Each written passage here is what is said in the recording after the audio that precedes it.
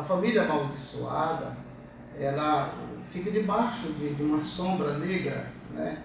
E as pessoas que vai chegando na família nem percebem que aquela família está debaixo de maldição por causa de um avô, de uma avó, de alguém que no passado fez algo que desagradou o Criador. Porque às vezes a pessoa escolhe uma jovem olhando só pela aparência e, no entanto, essa pessoa, tanto faz homem como mulher, quando eu cito aqui jovem, pode te levar como uma âncora, só te puxa para baixo, né? Você vê que Abraão disse assim: o meu filho é filho da bênção. É abençoado. É filho da promessa. É filho da promessa. Então é assim que nós temos que dizer: os nossos filhos são filhos da promessa de Deus na nossa vida. São bênçãos. O nosso filho é bênção de Deus. Porque você vê que tem casal que o marido se mata de trabalhar e não passa daquilo, porque a mulher tudo que pega parece que desce de água abaixo, de água abaixo. Outra coisa, existe pai e mãe que amaldiçoam seus filhos. E essas maldições, elas pensam que é só naquele momento da raiva, diz aquelas palavras, e que aquilo acaba. Não, a palavra ela é levada ao vento e ela não se acaba. A palavra de maldição, ela é como uma semente. Foi plantada no coração daquele filho, daquela filha. Você vê que aqui em Marabá mesmo tem família que as mulheres chegam a casar, mas não tem uma que viva a dizer: eu vivo com meu esposo. Estão tudo separados. Existe essas maldições hereditárias na vida sentimental das pessoas, e as pessoas não entendem. Às vezes a família toda morrendo da mesma enfermidade. Eu estava até já observando esse negócio, porque o meu irmão, ontem morreu de coração lá em Manaus, de coração. A minha irmã morreu mês passado, de coração. Aí eu falei: será que eu vou morrer de coração? Não, de jeito nenhum. A maldição não está em mim, né? Porque pode acontecer 2, 3 pessoas morrer de uma enfermidade que não seja maldição, né? Eu creio que na minha família não foi maldição, não. 50. Vou voltar um pouquinho aqui. Do Eterno saiu o acaso. Essas palavras vêm afirmar que somente Deus é quem designa os matrimônios. O Midrash escreve o propósito o seguinte: uma dama romana perguntou um dia ao rabino Yosef: em quantos dias Deus criou o mundo? Em 6 dias, respondeu o rabino. E que ele faz então até agora? Combina matrimônios, foi a resposta. Isto é uma ocupação muito simples. Eu também poderia realizar facilmente. A dama chamou 1000 escravos de ambos os sexos e celebrou as suas uniões. Porém, na manhã seguinte, os cônjuges se separaram, um a um, perante ela, com queixas e acusações contra aqueles com quem se havia casado, poucas horas antes. A dama teve que admitir seu erro.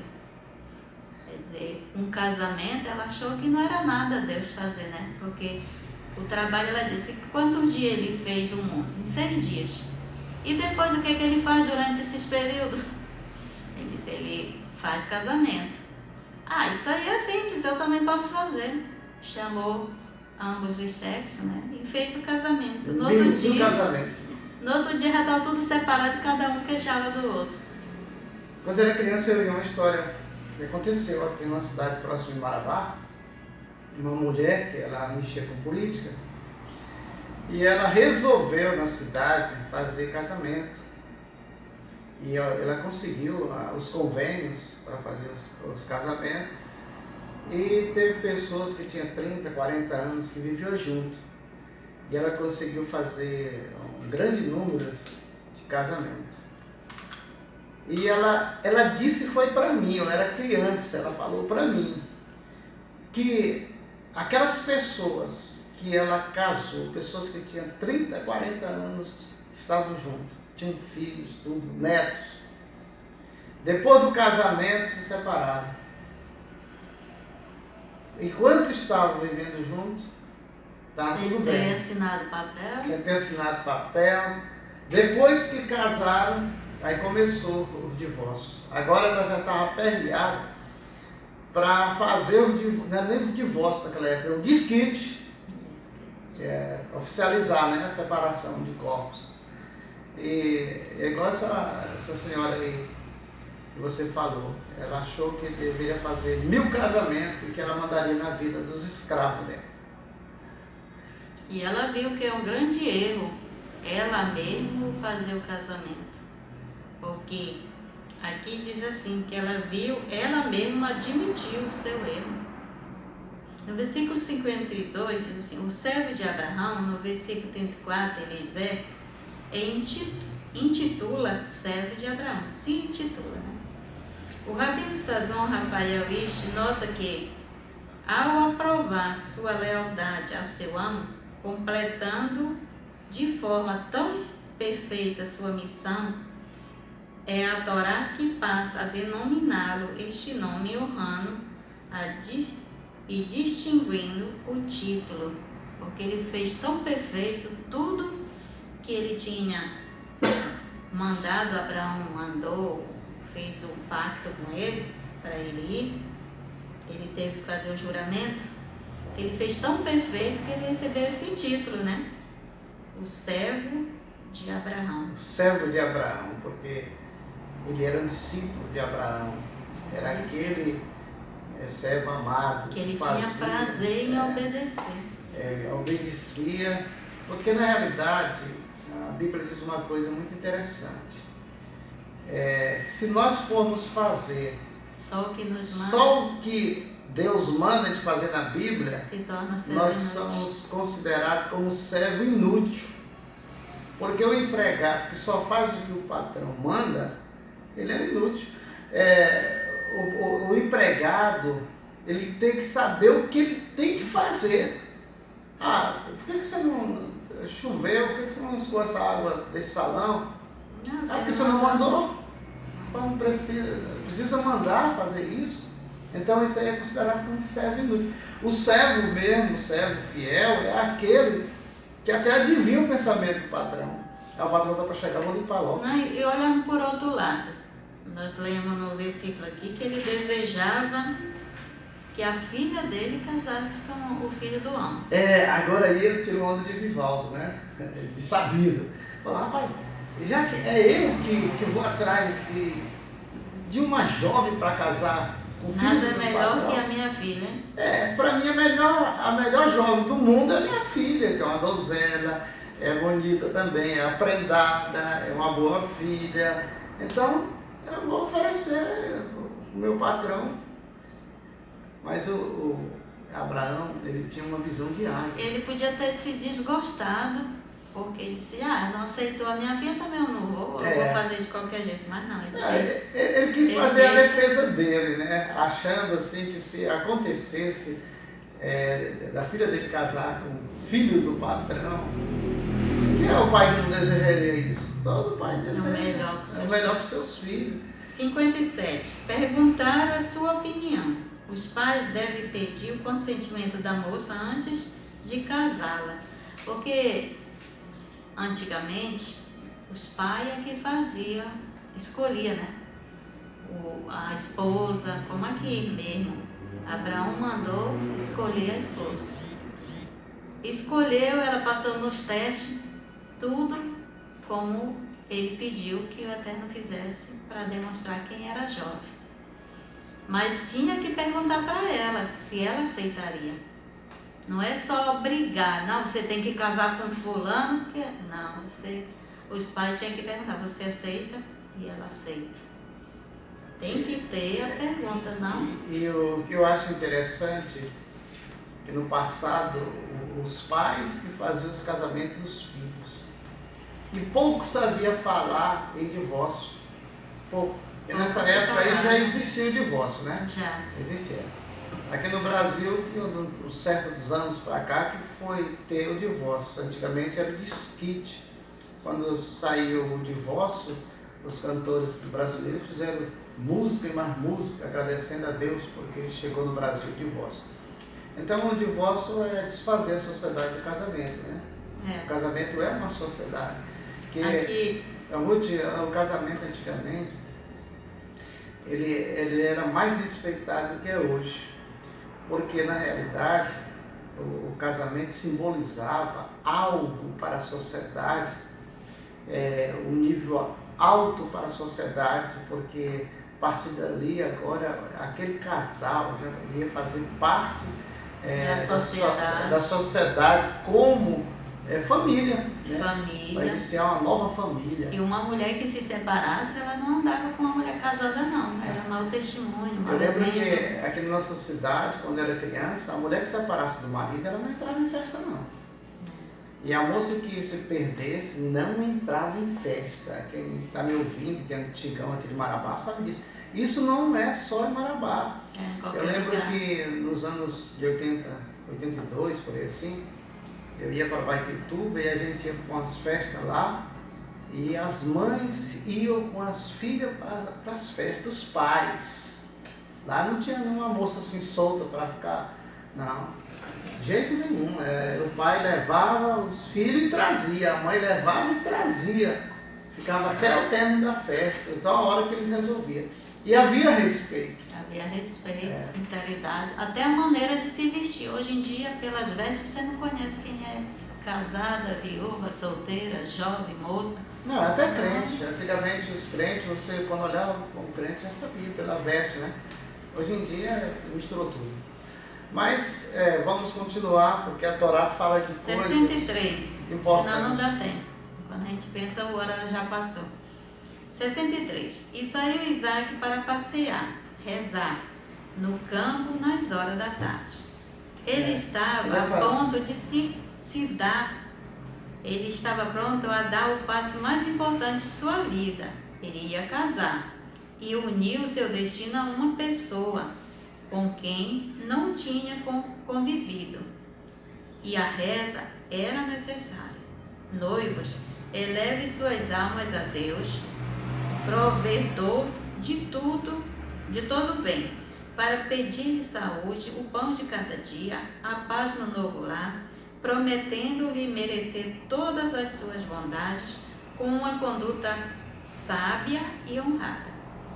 Este é o segundo nossos sábios, o sentido de rezar, que os nubentes devem fazer em jejum no dia da celebração matrimonial, antes de se apresentares ao altar de Deus para receber a bênção nupcial.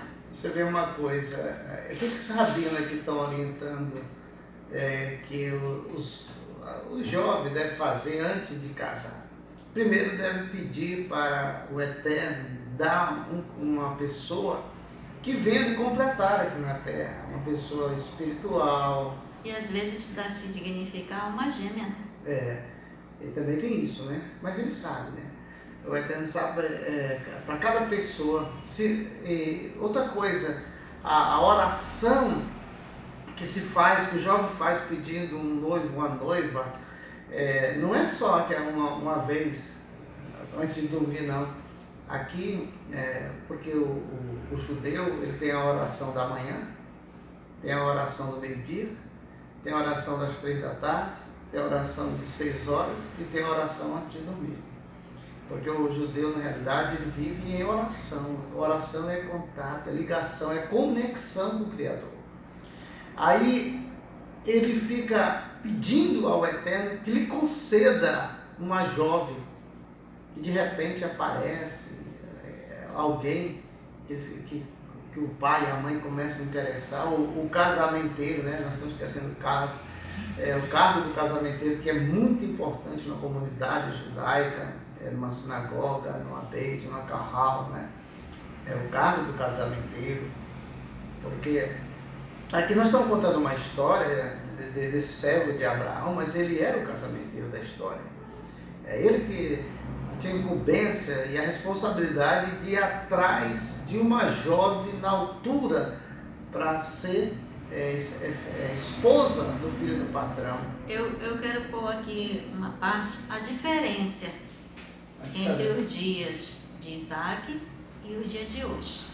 Isaac, ele se prepara para receber a noiva, ele não conhecia, ele não tinha convivido com ele, mas ele estava honrando se casar. Ele foi o quê? Se preparar em jejum e oração, para receber a bênção, a paz e conviver com essa mulher que nada falte. Peraí, deixa eu completar o meu pensamento e opinião. Agora a diferença dos dias de hoje, qual é? Despedida de solteiro, bebedeira, farra, e muitas vezes na despedida de solteiro ainda fica um filho, né? Na mulher que ele passou a noite. Mas você falou, bonita essa história aí. Se o jovem de hoje, esses que estão nos assistindo, nos ouvindo nessa manhã pela rádio, tomasse uma posição do que a Torá está ensinando, do que a palavra do Criador está ensinando, de começar tudo direito. Tudo direito. Tudo que começa certo, termina certo, né? E começasse já, desde já, não é... olha, hoje tem gente que tem vergonha de pedir uma esposa a Deus. Eu lembro que uma vez eu estava orando no meu quarto e dizendo assim para Deus, né? Estou falando para o Eterno, que me desse o mesmo amor que eu tinha quando eu te conheci. E tu entrou no meu quarto e te falou, quer dizer que eu não te amo? Eu falei, parei, estou falando aqui com Deus.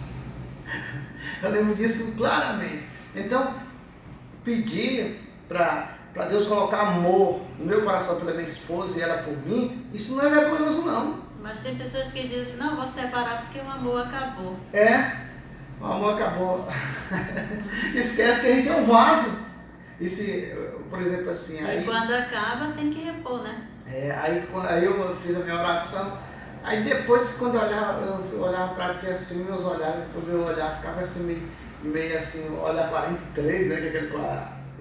Aquele olhar desejoso, lhe achando mais bonita. Porque o que eu pedi, se você pedir com fé, Ele vai te dar. Deus vai te dar. E se a pessoa olhar o tanto que uma separação faz mal os seus filhos, e através dessa separação vem a maldição que vai acompanhar os filhos. De casa e separa. Porque quando a gente fala que o casamento é um projeto de Deus, e quando você separa, você até diz na Bíblia, no início da Bíblia, diz assim, o que Deus uniu que o homem não separe. Porque atrapalha o projeto de Deus na sua vida, na vida da sua esposa, dos seus filhos. As crianças, o tanto que elas sofrem. E hoje em dia, as madrastas, elas estão matando as crianças. Os padrastos, como ontem mesmo no jornal eu vi, uma criança que foi morta pelo padrasto. Então, você que ama seus filhos, procure. Se você não tem amor, ore, peça a Deus para repor esse amor, para que seus filhos sejam um bom exemplo, um bom testemunho. Porque tem muitas crianças rebeldes que se vai para o mundo das drogas, procurando preencher algo vazio no seu coração, no seu íntimo. Justamente, muitas vezes a culpa está nos pais, que por um homem ou por uma mulher abandonam seus filhos. E às vezes deixa de cuidar dos seus filhos para cuidar dos filhos dos outros. E às vezes há uma mulher que tem filhos, aí ele vai cuidar dos filhos dos outros, mas abandona os seus. Recuperar um casamento que está desfacelado não é fácil, mas se você tentar, pode ser difícil, mas você vai conseguir. Com a ajuda de Deus, com a ajuda do Criador, você vai conseguir. Porque o casamento é um projeto de Deus, é a vontade de Deus que o casal esteja bem, que a família esteja bem. Quando o casal está bem, tudo vai bem na família, no trabalho, tudo. Então, faça da sua casa o melhor lugar desse mundo. O melhor lugar. Não seja como em Provérbio, que diz que tem homem que ele prefere ir para um velório do que ir para a sua casa. Nós tivemos pessoas aqui em Marabá, agora não, que já não está mais em Marabá, já foi para outro lugar. Mas que ele, toda tarde, toda noite chegava lá em casa, tardezinha ele chegava. E ficava até 10 horas, e conversa, aquela conversa comprida. Um dia ele falou para mim, rapaz, eu venho aqui para tua casa porque eu sinto paz. Na minha casa é só briga, só confusão. Quando eu chego, aí já começa. Você prefere ficar na casa dos outros do que aí a gente suportava, né? Ficar suportando, porque nós nascemos para isso, para aconselhar, para ajudar as pessoas. Mas tem mulher que ela também, o homem já chega estressado do trabalho. Ela ficou em casa. Aí de vez dela perguntar assim, como é que foi seu trabalho, como é que foi bem. Não, ela já chegou, ó, fulano fez isso, faltou o gás, faltou não sei o que, fez não sei o que, e brigou assim. Aí o cara já tá estressado. Né? Aí ele chegava lá em casa e eu dizia assim, quer tomar um cafezinho? Aí ele quer. Aí eu pedia para minha esposa passar o café quente. Aí ele gostava, a garrafa de café em cima da mesa, tomar café. Aí um dia ele falou assim para mim, rapaz, eu tinha muita vontade de ser assim na minha casa. Chegar e minha mulher me oferecer mesmo um café, o problema é meus filhos me oferecer um copo com água. Não, se ele chegasse e dissesse, vocês fizeram café, eu falei, mas já acabou, se tu quiser vai fazer. Então o casamento, o casal que quer viver junto para muito tempo, manter a posição social, familiar, tem que renunciar a muita coisa, porque hoje nós temos 44 anos de casado, mas por mim, a gente é separado fazia muito tempo, mas minha esposa manteve o nosso casamento. Eu digo assim, eu agradeço até por você estar aqui presente, testemunho, ter mantido o nosso casamento. Mas eu não valia nada. Então, o que diz a Bíblia? A mulher sábia edifica a sua casa. Aí você dá um glória a Deus por isso? A gente tem que testemunhar das coisas boas dessa vida. Porque eu te digo uma coisa, o Deus que nós servimos, e o de rei vai viver, ele restaura casamento. Mas é preciso a gente dar lugar. Dar lugar. Por exemplo, eu tenho que ceder. Por exemplo, assim, quando a gente casa, existe jovem que casa, eles têm uma vida voltada para o lar, uma vida familiar, é mais fácil dar certo. Mas quando uma pessoa que era como eu, do mundão, porque tem homem que ele não quer crescer, né? Ele quer viver uma vida de solteiro, de rapaz, sem compromisso. Deixa eu terminar meu raciocínio aqui. Como eu era do mundão, aí gostava de estar em seresta, em festa, de dançar, na croca, no clube de mãe. Estou falando isso aí que o pessoal sabe, esses clubes aí, tudo eu frequentava. Na churrascaria Beira Rio. E isso aí para mim era meu mundão. Mas de repente eu casei. Agora eu tenho uma mulher, tenho um filho. Vou ficar em casa nada, eu vou na festa. E a gente quer manter aquela vida de solteiro. E não é assim. É renúncia. Você tem que renunciar para criar seus filhos bem. Hoje... O exemplo também, né? Porque se você hoje é uma maneira, seus filhos vão se espelhar em quem? Nos pais. Aí nós tivemos 4 filhos. Esses 4 filhos hoje estão todos casados, tudo distante. Aí o menor, já liguei para ele e falei para ele retornar para casa. Meu filho, para o ano, você termina os estudos, vem embora para casa. Só está eu e sua mãe aqui, porque é engraçado. Nós tivemos filhos cedo e cedo nossos filhos casaram. Mas a palavra diz assim, como foi no início, será no fim, né? Começou o casal. Começamos nós dois. Aí agora estamos só dois de novo. Aí eu falei para ele. Aí ele disse que vai terminar os cursos lá e vai largar o emprego para vir para cá. O Marabá é uma cidade que está... Não é mais aquela não, tem emprego para todo mundo aqui. Bora continuar aqui. São 7 horas e 43 minutinhos em Marabá. Vamos continuar o estudo da Torá. Não vai dar tempo, né? É verdade. De acordo com Rabban Isaac, fora ao campo plantar árvores. 65. Tomou o véu e cobriu-se. Daqui vem o costume das noivas se cobrirem com véu durante a cerimônia nupcial. Tomou o véu e cobriu-se. Começou aí, né? Eu acho muito lindo assim a preparação de uma noiva para o casamento. Ela vai se preparar com vestido.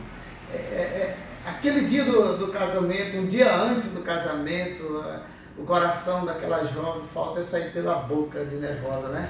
Está chegando o dia, está chegando a hora, os convites já foram distribuídos, os convidados estão chegando. Imagine que festa grande foi essa lá na época de Abraão, do casamento do seu filho, o filho Isaac, o filho da promessa agora, vai casar, está vendo a noiva aí. Como é que ficou Isaac, o coração dele, esperando a noiva? Aqui 60. Naquela época não tinha celular para se comunicar, estamos de volta. Não, mandava uma carta, levava quase 6 meses para chegar no lugar. Então era melhor nem escrever. 67. Tomou Rebeca e ela foi para ele esposa. Assim Isaque se consolou da morte de sua mãe, visto que o solteiro está normalmente ligado à sua mãe e o casado mais à sua esposa. Aqui Explica aí, Ruth, explica aí, que isso aí é interessante. Viu? A responsabilidade de uma mãe sobre o filho ou uma filha, enquanto ela é solteira ou ele é solteiro. Depois que casa, a responsabilidade já está no casal, né? Por isso que diz assim, deixará o homem, sua mãe e seu pai, e se tornarão numa só carne. E aí que entra o erro. Muitas vezes o filho casa e a mãe quer mandar, né? No casal, quer mandar na casa da filha ou do filho, quer ir fazer a comida do pai, do filho ali. E aí fica sempre aquela disputa entre a nora e a sogra, né? Olha, você tocou no ponto alto aí.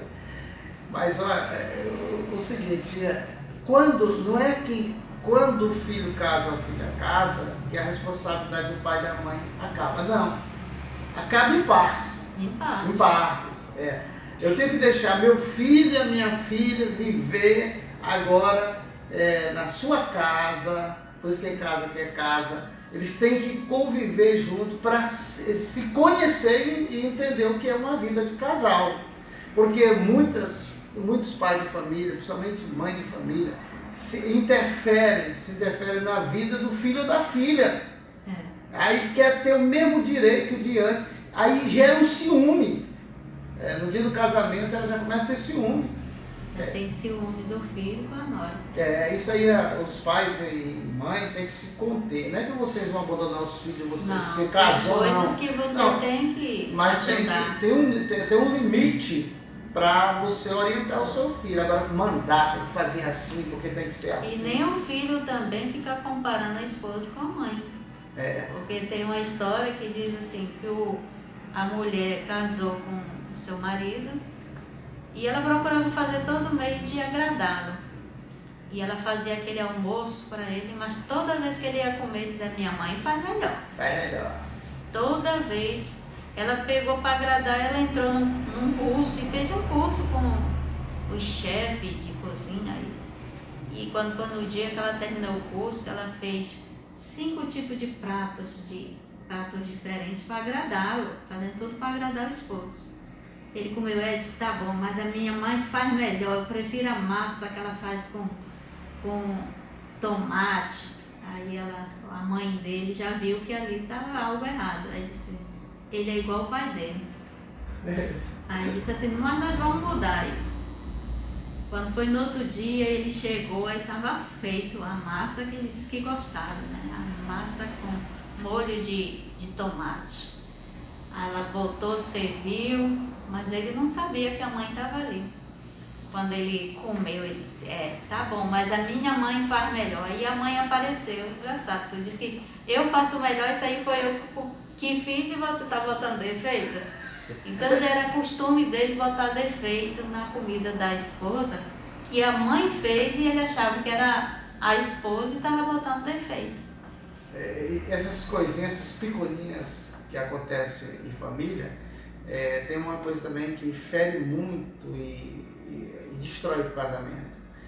Quando a mãe ou o pai não quer aquele namoro e depois eles chegam a casar e mais tarde eles se separam. Aí o pai e a mãe dizem, você não disse que não dava certo? Outra coisa também que não dá certo é se você casar com viúva ou uma viúva, aí vai comparar com falecido. Porque a mãe dos meus filhos não usava essa roupa. Porque a mãe dos meus filhos não fazia isso.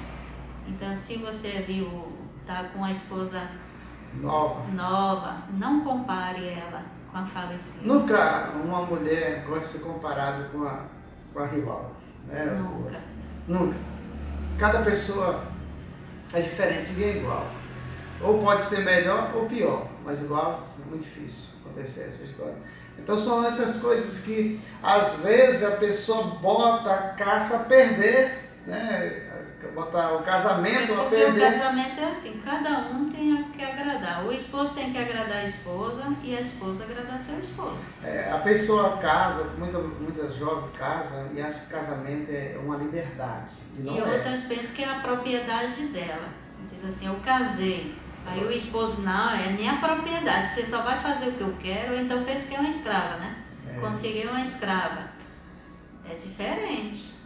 Aí, mas tem mulher, assim, jovem em casa, aí ela quer, quando ela casa, ela acha que se libertou daquele jugo do pai e da mãe e quer agora viver uma vida livre. Não, ela agora ela é casada, é para aprender a viver junto com o esposo, obedecer o esposo. Não é que o esposo venha fazer da sua esposa uma escrava ou venha querer... Eu não digo nem obedecer, eu digo assim, cada um faz a sua parte, tanto o homem como a esposa. É que a vida dois tem que começar com entendimento. E cuidar, a minha avó, quer dizer, eu fui criada com a minha avó, ela tinha muitos dizeres que ela passou pra gente, e até hoje eu lembro, ela disse que a ingratidão, ela tira a afeição. E às vezes a ingratidão que você vai fazendo ali, vai amontoando, um dia ela se rompe. Às vezes... Aí a afeição já acabou, o amor acabou por causa da ingratidão. Ingratidão. Antes eu morava ali na Praça do Caxias, e toda tarde a gente sentava na praça, nós dois ali na praça, né? Calor, a gente sentava ali na praça. E as pessoas ficam observando. Um dia eu cheguei para conversar com uma pessoa, e ela disse, mas eu acho tão bonito tu, mais tua esposa, você sentar lá na praça, toda tarde, ficar os dois conversando. Porque ali a gente tratava de todo o assunto da nossa família, tudo aquilo que a gente estava passando, tudo que a gente precisava para a obra de Deus, tudo que a gente queria projetar. A gente ficava nós dois conversando ali na praça, o pessoal passando para lá e para cá, e alguém dizia assim, esses velhos namorando. Mas isso é bonito, você vê um casal de idosos juntos, quer dizer, eu sou idoso, você ainda é jovem, né? Ainda tem o charme da vida. Assim envelhece o corpo, mas a alma continua nova, né? O espírito. A pessoa diz assim, não, mas você é velho? Não. A força da juventude já foi gastada um pouco, mas a gente ainda mantém ainda vivo, né? Ainda joga bola, ainda tenho força para jogar bola. Você lembra lá no Sítio Maurino, eu jogando bola e ele preocupado, meu Deus, um desse que teve câncer, um dia desse 4 estavam morrendo, olha que está correndo atrás de bola. Aí ele ficava orando. Não, eu tô sadio, quem me curou, curou mesmo. Né? Aqui para encerrar o versículo diz assim, e amou-a. O Rabino Sazon Rafael Ishi destaca a ordem deste versículo, casamento e depois o amor, depois amor. De acordo com a visão judaica, o casamento não é a culminação do amor entre dois seres humanos, e sim o início de um verdadeiro amor. O casamento é um selo. É tipo uma planta, você planta e você tem que regar, você tem que cuidar. O casamento, as pessoas não têm um entendimento assim profundo de que o casamento ele não é só material, é espiritual. É espiritual. Espiritual. Quando alguém casa, é uma sociedade. É uma sociedade. No mundo espiritual, é uma aliança. É reconhecido aquele casamento, aquele casal. E quando eles se separam, há uma tristeza muito grande no mundo espiritual. O próprio Deus se entristece porque se o casamento é um projeto dele, alguém está desfazendo o projeto dele. Mas todo casamento tem um porquê do que para se separar. Alguém cria alguma coisa para se separar. Se a pessoa pensasse absolutamente do que é a importância de um casamento no mundo espiritual, esse negócio de casa separa, isso aí traz um problema seríssimo para a família, para a geração. Os filhos ficam com a mente perturbada, Porque o casamento só vive aquele que tem opinião. Tem muitos filhos que não aguentam a separação dos pais, o psicológico deles vai embora. Muitas vezes é necessário, eu não digo que não tenha separação, porque diz assim, se ficar se espancando se matando, é melhor separar. E outra coisa, o desempenho de um filho ou de uma filha que está numa escola cai, né, com a briga do pai, a separação, as críticas. Então, se você gerou filhos, agora você tem que gerar bem, cuidar bem, para que tudo vai bem, né?